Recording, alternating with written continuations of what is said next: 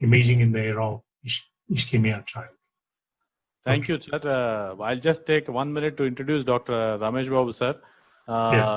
He's a senior interventional cardiologist who is early settled in his career in Vijayawada, that's the newer state of ours now, and he's pioneered a lot of early primary angioplasty work there, established a bigger setup of cardiology there, and now he's a leading cardiac center there. In spite of all his busy schedule, now he agreed to come and talk to us. He has a lot of interest in new developed in CT angiogram. He installed a 256 slicer there in their hospital, and he advocates it very strongly in prevention.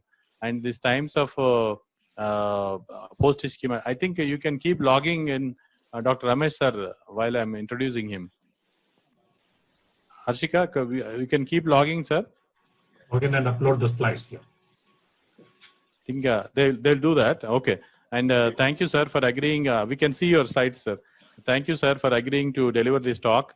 And he has a maximum experience of also CT angiograms. And I think if the cardiologist interprets CT films, the output would be much better.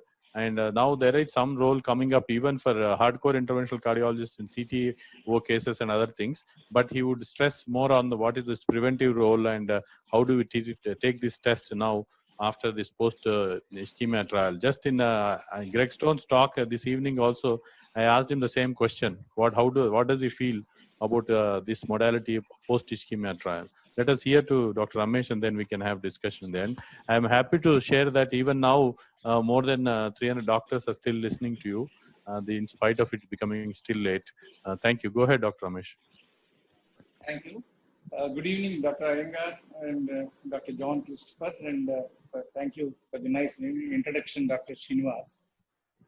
Really, I have a passion for CT angio, and in a single center we have over 1 lakh invasive angiograms and almost 13,000 CT coronary angiograms in a single center in the group of cardiologists.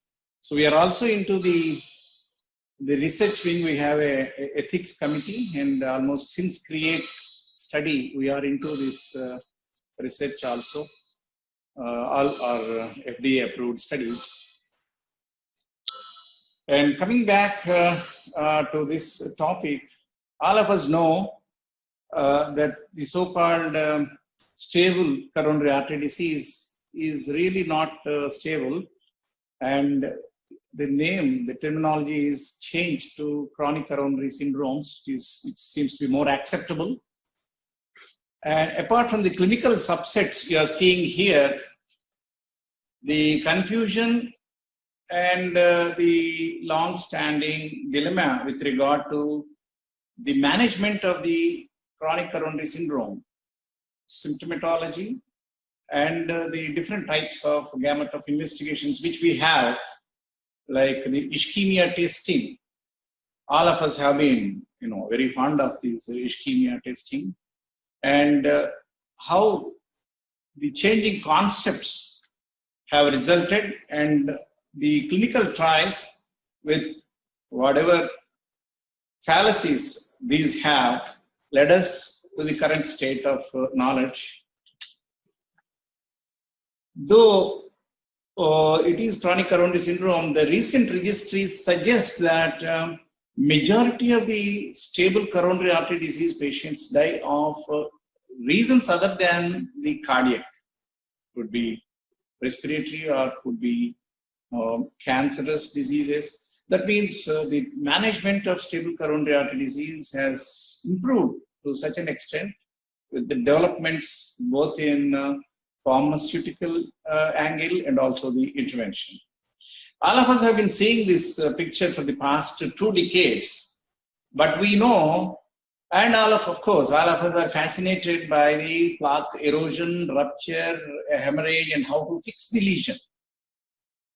But there is a big gap in understanding and assessing the disease in its primary stage when it is within less than 50% or 60%, or before it causes sudden damage, sudden event. As you see, almost 50% of the times it is sudden cardiac death.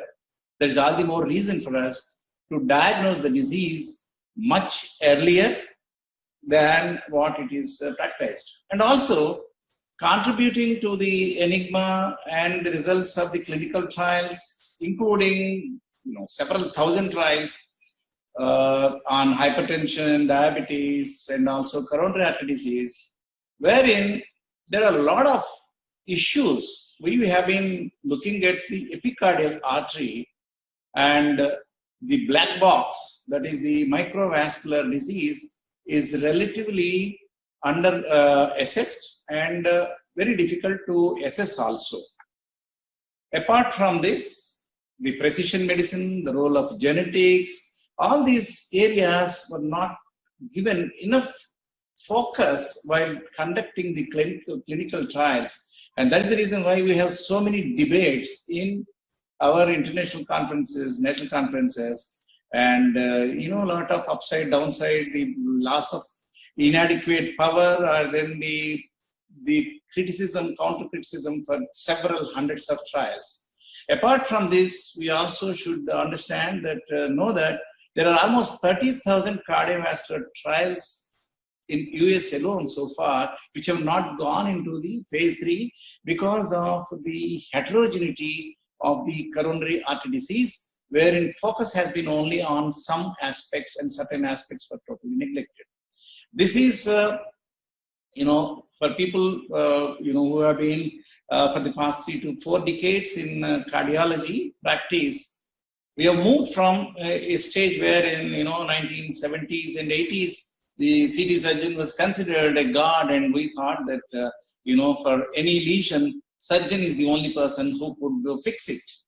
But then, since the time of Favalaro in 1967, but over a period of time, our conceptual change in this disease from a lesion specific to ischemia detection, we'll see how it is helping in our current day practice, especially with this ischemia trial, and then vulnerable plaque, vulnerable patient, and then currently the prothrombotic milieu, then the erythema burden and disease activity, which will be responsible for the sudden deterioration of the patients. And for the past 50 years, there is no change in the goals of therapy of stable or this coronary artery disease. And one is very important, improvement of symptoms and quality of life. And the second one, to retard the progression of the disease, which could result in harder endpoints like death or myocardial infarction. And another important aspect which I would like to bring in, which we have been talking about, the Bayes theorem and the pretest probability of the disease, coronary artery disease, which was based on 1970s, the incidence of coronary artery disease and the progression of the CAD, which now seems to be not very relevant to decide about the investigation of coronary artery disease. As we will see in subsequent slides, the NICE guidelines, how it has totally removed the pretest probability to take into consideration before advising the ischemia testing or CTCA or invasive angio. And we must, be grateful to the great scientists, wherein there has been phenomenal improvement in all these areas, medication and the invasive approaches. And this was the time, when it was a golden era for surgeons, and this was the golden era for invasive cardiologists, wherein the numbers of PCI, we were fixing the lesions when it was 80-90%, without hesitation, thinking that it would improve the longevity or it would prevent the infarction, or it will control the symptoms. And these are all the number of trials, which I will not go into the details, but the ischemia trial has created really ripples and resulted in a lot of debates in the cardiology circles, general physicians, media, and the general public, as all of us know. And the only area still probably is the functional assessment, still what it has a role compared to the other lines of investigations which all of us have been doing. As I was mentioning, the several thousands of trials on hypertension, the mass effect, class effect, the, a lot of discussions wherein the traditional statistics probably have failed, and the design of the clinical trials, if you go back and if you apply the current artificial intelligence, the interpretation would entirely be different. That is what the experts say. And probably what we were thinking is not workable, is workable if you apply this, the artificial intelligence. Probably a lot, there's a lot of things to learn from this probably in the coming few years. And in managing the cases, diagnosis and treatment and assessment and follow-up also it is useful. Without going further into the details, what is the ischemia trial, which is the current topic? How is it different? It is the only trial wherein the randomization is done, apart from being a very huge size, is done before the coronary angiogram. And also it has taken a lot of patients with moderate or severe ischemia, wherein these patients were definitely sent for angiogram and intervention in most of the cardiovascular studies. That is how this is a unique study, which is very carefully done and presented. And all of us know about it. The invasive strategy on the top of an optimal medical therapy offers no benefit beyond OMT alone in preventing a range of major cardiovascular events in patients with stable, moderate to severe coronary artery disease. And in this group, we must remember that only 41% of the patients could reach that optimal medical therapy group. So that means, and with the recent data from the US, only 1/3 of the patients are receiving the optimal medical treatment, which includes the beta blocker statins and antiplatelet drugs. And if they take optimal therapy, probably things will be better. And this is not new, and we know that PCI only improves quality of life with the several studies which we have since 2009, Courage trial and all. And there is no hurry. What all we learned from ischemia trial is, whenever we used to see a strongly positive treadmill, 3-4 millimeters, though the patient is asymptomatic, all of us were concerned that we may be missing something very serious, and if you send the patient home, he would die. But if you know that the patient doesn't have critical left main disease, by which we mean more than 50%, even if the patient has got critical 3-vessel disease, there is no survival benefit by going and taking the patient to the cath lab and doing some emergency. This is not new concept. The CTCA, though it is there for the past 9-10 years, in fact, I have been struggling to convince, initially I struggled to convince my own cardiologists and the several other groups that see how, how the applications of CTCA and how it really relieves the cardiologists. And the nice guidelines were the first guidelines in 2016 to take off the functional tests and the anatomical tests by invasive angio. And for all patients, irrespective of the pretest probability, if the patient has got stable angina or non-anginal chest pain or atypical angina with mild ECG changes, they should go straight away for CT coronary angiogram. And 70 to 80% of the patients who go for CT angio do not need further downstream tests or invasive coronary angiogram.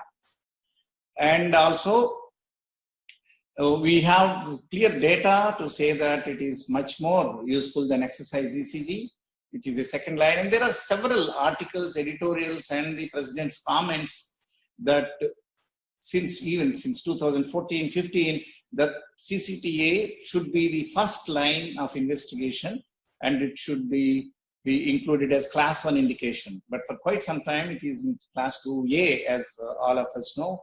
And this is what the pretest probability I was talking about. And another important factor I would like to bring in, the problem with the risk factors. Whenever we are woken up in the night with a patient coming to the chest pain in the emergency room, we ask immediately as a reflex, do you have risk factors, hypertension, diabetes? And if they're not there, somehow we get a feeling that, oh, it may not be cardiac pain. But now we know that risk factors are only for population, not for individuals. And patients who are admitted into intensive coronary care unit, if you see, more than 50% of them are so-called in the low-risk category, who would never receive the medication like statins. But if you do the CT angio, you can identify maybe obstructive or non-obstructive coronary artery disease. The patient is asymptomatic. And of course, a lot of, the arguments, the debates for good have happened in these 10 years till the ischemia trial has been published, wherein a lot of people now are aligned with the fact that CTCA is a very useful tool in this century. And this is one thing which has, all of us know that too much of stress, 55 milligrams LDL, 90, 100, 115, and too much of stress has been put, probably it doesn't deserve that. And there are many other aspects. This is the new revised concept through artificial intelligence again, how the pretest probability is framed. And this is how the NICE was guidelines for much ahead of ESC and the ACC. And even ESC guidelines compared to 2013, they have now moved the CT angio to class 1 indication. So it is almost considered as initial investigation, and the ischemia testing could be done if there is uncertainty or if there are borderline lesions, and then only the invasive coronary angiogram. So it is pushed into the third place. And we are talking about the ischemia testing. We know the advantages of this, wherein you can assess the perfusion, LV function, etc. But still, the utility seems to be limited. Definitely, it has got role, but much less than what it is being done, practiced in the past 2 decades. Another important factor which I would like to mention is the radiation dose, which is talked about very much.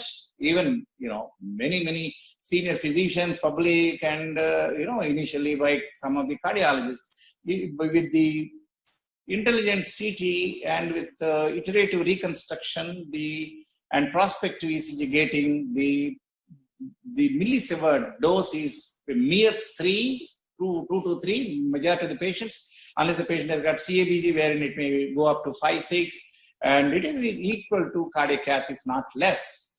And the role of invasive angiogram in clinical practice was questioned way behind almost 10 years ago, wherein the non-obstructive CAD was much more. And when based on these ischemia testing, it was found that it is not at all useful. And whereas in coronary CT, no obstructive CAD in 30%. In our case, in fact, it is much less. The coronary CT, once you decide, and based on the clinical picture, less than 10% of them will have non-obstructive CAD in our setups. And this is how the chest pain, and these are the slight advantages of invasive. All of us know, slightly better spatial and temporal resolution, but because of the 3D reconstruction and the 360-degree rotation for ostial bifurcation lesions, LDCT is much superior. And we know that the microvasculature, which is being talked about in the recent past, is one that decides the patient's response, and we know still a lot to be known about this microvasculature. And yes, we know that epicardial stenosis, if it is like this, the upper lesion in LCX, of course, it is very easy and it must be significant. But lesions, when they are between 40 and 80%, all the experienced cardiologists go wrong 30 to 40% of the times. When you say that it is significant or not, when you do the functional testing, that you are either, you have underestimated or overestimated the stenosis. So one has to be cautious, and repeatedly committing mistakes we have to avoid. And there are several myths which are propagated in cardiac CT. I'm a strong proponent. That's the reason why I'm talking about this. And I've really seen the advantages of this.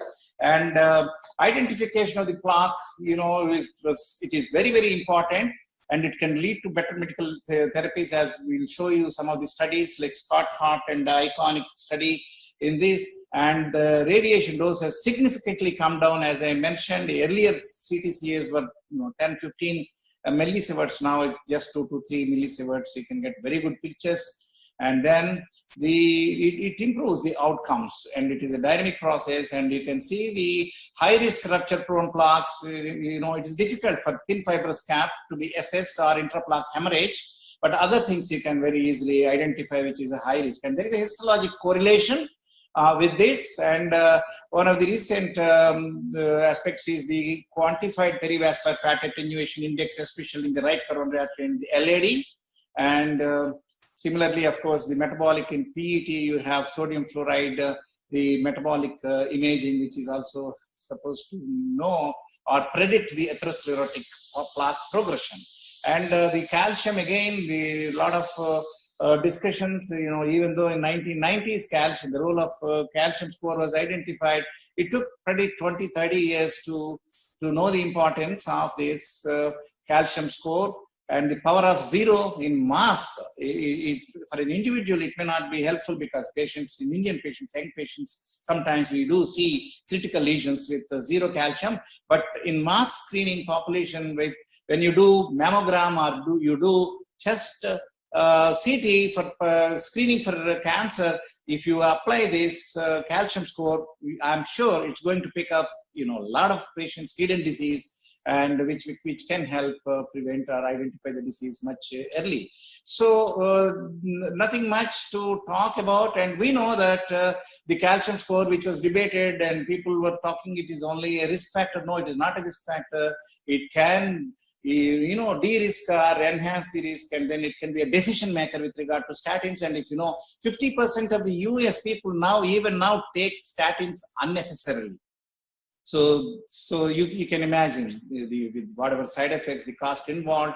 And again, the cost effectiveness, there is very strong evidence to say that it is cost effective. First, mentioned by, was noticed by NICE collaborators, and then now it is recognized, and and it improves outcomes with stable chest pain, and even long-term different platforms and different health scenarios, it is useful.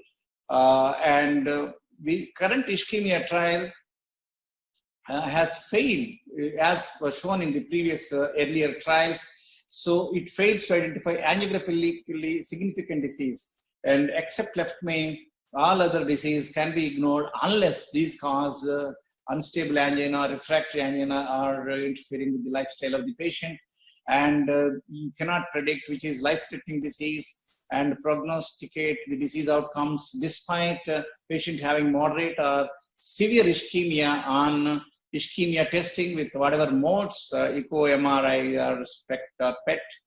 And in different healthcare environments it is shown. And again, the future is artificial intelligence in cardiovascular medicine. And in CTCA, it is going to give definitely play a bigger role in assessing, and again also CT FFR, CT myocardial perfusion. If you have all these things, it gives you almost everything, you know what is happening inside, and it can give you a better direction.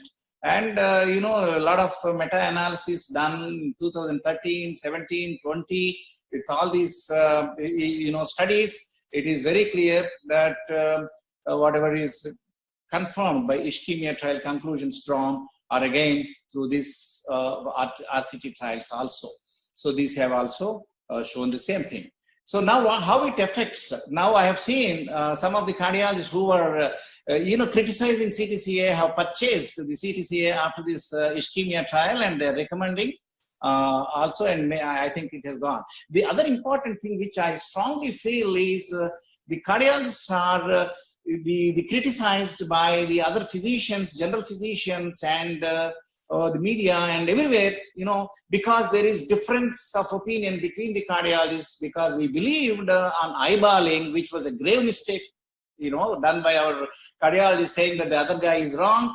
And the general physicians got confused and they started suspecting the cardiologist. This is what I strongly believe. And with this CT, this ischemia trial, now that gap can be probably, so it can be bridged, because they follow with their patients when the lesions are 30, 40, 50, 60% before it causes any symptom or any event, sudden event, and if you take this into the general physicians and they do this for any patient who has got angina, or even if he's stable or non-anginal chest pain, and if they do the CTCA, they can advise CTCA, they can get the report, and instead of referring the patient just to get an angiogram or as a defensive practice when the patient complains of chest pain, they can definitely identify the disease early, and so that the cardiologists come when really they are needed, not just to rule out a cardiac disease, wasting the angiogram procedures. We know 30-40% of the times, now 60% of the time so far conducted, they do not show any obstructive disease, and downstream, there is no importance or the benefit in decision making.